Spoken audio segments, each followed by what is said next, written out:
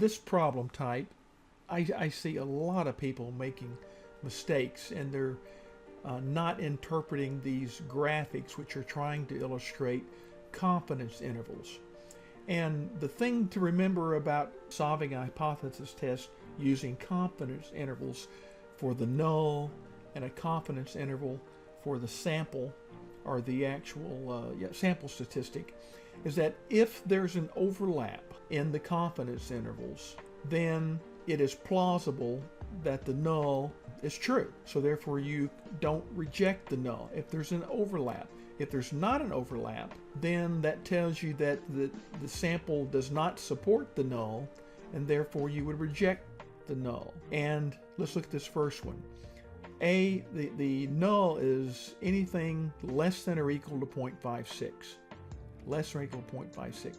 A is from 3, which is way over here, to P to less than 0.54. So does this interval here include anything that's in the null? Well, yeah. We're starting right there at 0.54.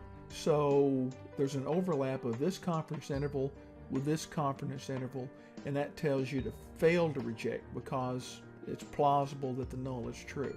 On the second one, we've got the same null, anything less than or equal to 0.56, and over here the confidence interval just goes from 0.57 to 0.58 in the positive. Now, is there an overlap of this confidence interval with the null? Well, no, there's the 0.57 to 0.58. They don't overlap. That tells you you should reject the null. Reject the null. The third one, same null again, anything less than or equal to 0.56. And here the sample goes from 0.565 to 0.555. There's our 0.56, so this portion of the confidence interval is overlapping the confidence interval for the null. Therefore, again, we fail to reject.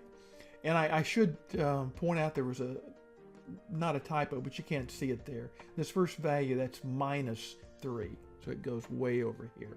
It looks like plus 3, but it's actually has to be minus 3 if you do the logic. So again, just think about it that way. Does the null confidence interval overlap with the sample confidence interval? If they do, you fail to reject because the sample supports the null. If they don't overlap, then you reject the null because the sample does not support the null. Okay, on this next problem, the student made some errors in setting up the problem. They did select the correct alternative and null in stating that the claim was the mean was greater than 275, which is the administrator's declaration that the mean score on this exam is more than 275, which is correct. That's the alternative. And that makes the null less than or equal to 275. So when I look at the answer here, this person got a minus 2.09 for the z statistic and a 0.982. This tells me, and I'll confirm it in a second, that the person reversed the equation. Remember, the test statistic, standardized test statistic, is your x value minus the mean of the population divided by the standard deviation. But if you put the mean minus the x value, you would get the reverse. And so let's check that out. I'm going to bring up StatCrunch here. Go to Stats, Z-Stats, one sample with summary, and bring up this little thing there. Sample mean, if I put it in correctly, the sample mean is 282. Standard deviation 31, sample size 86, and the null hypothesis, we have this less than or equal.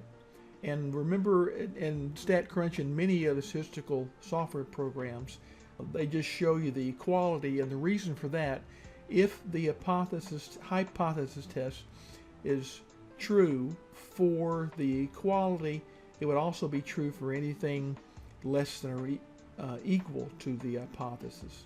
So, but we need to get the value there, 275, and make sure that we set the alternative. It's the greater than symbol, and we can go compute. And we get the correct answer of a positive 2.09 for the z-stat and a p-value of 0.018, which says that we would reject because that's less than the alpha of 0.12. But let's see what happens. I'm going to edit this.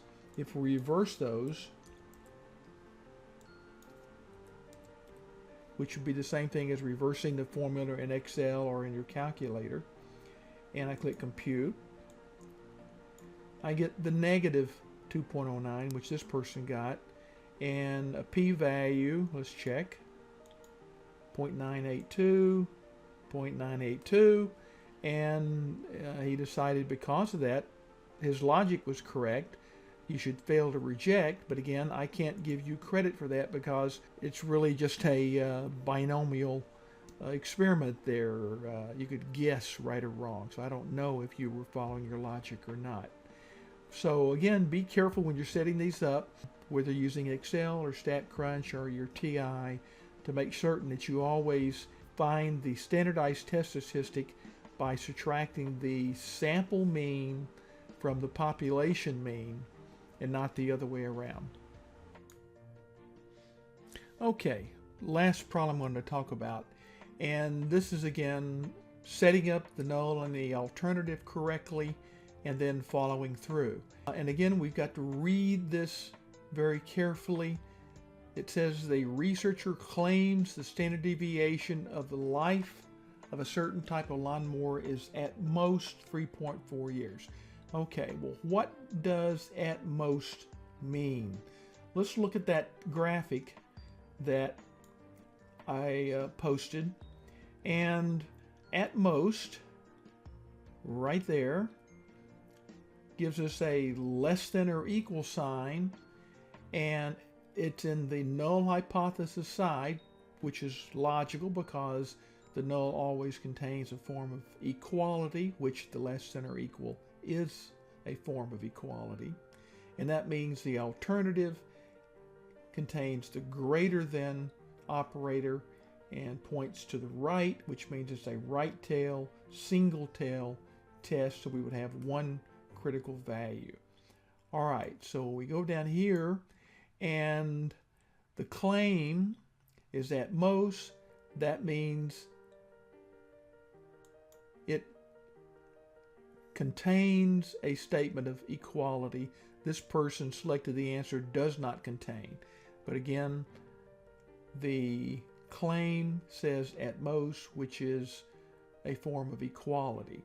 But because it's an equality, it represents the null, not the alternative. The alternative is always an inequality. This question down here is, how should you interpret a decision that fails to reject the null?